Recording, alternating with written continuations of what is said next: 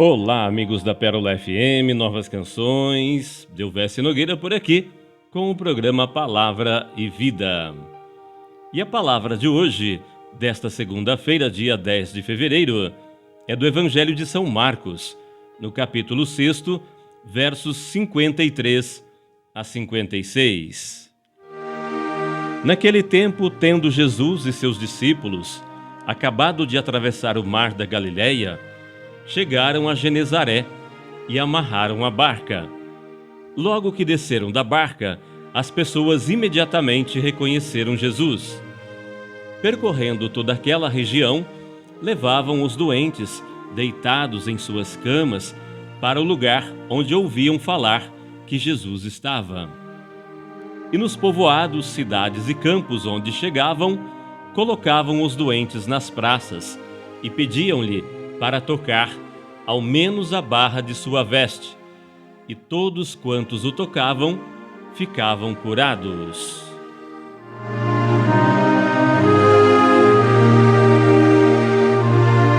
A palavra de hoje nos fala da atenção de Jesus aos doentes. Jesus desembarcou com os discípulos em Genezaré, um povoado à beira-mar do Galileia, e começou a percorrer aquela região. E logo se espalhou a notícia de sua presença. Mal Jesus chegava num lugar, num povoado, uma cidade, algum sítio, chegava o povo com os seus doentes, pedindo para tocar nele, nem que fosse na barra de sua veste. E os que tocavam nele ficavam curados. O que impressiona é a quantidade de doentes citados nos evangelhos. Na palavra de hoje, eles são trazidos em seus leitos ou colocados nas praças onde Jesus estivesse. E Jesus, cuja missão principal era anunciar a chegada do reino, não parece se incomodar com tanto doente. Pelo contrário, mostra-se sempre atencioso, próximo, toca neles. E nós ficamos assim admirados com a bondade de Jesus, com a sua paciência, com a sua compaixão pelos sofredores. Mas e por que Jesus tem esses sentimentos? O Papa Francisco responde a essa pergunta em uma de suas mensagens para o Dia Mundial do Enfermo. Porque ele próprio, Jesus, se tornou frágil, experimentando o sofrimento humano e recebendo por sua vez o alívio do Pai. Na verdade, só quem passa pessoalmente por esta experiência poderá ser de conforto para o outro. E nós também nos damos conta da condição em que Jesus encontra o seu povo. E você sabe muito bem, quanto mais sofrimento e opressão, mais as pessoas adoecem. O povo da terra de Jesus estava vivendo debaixo de muitas tensões, seja pela violência e exploração da dominação romana e seus impostos, seja pelo clima interno de exigência das leis religiosas que asfixiavam o seu dia a dia. Uma coisa que não podemos deixar de considerar é o significado da doença na vida humana.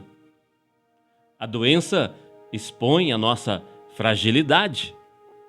O ser humano que Deus criou, infelizmente, pega a doença e, em muitos casos, aquele mal físico o leva à morte. Como o povo da Bíblia, e nós entendemos tudo isso? Na fé, recordamos que no começo não foi assim. O pecado que entrou no mundo é que nos puxa para baixo.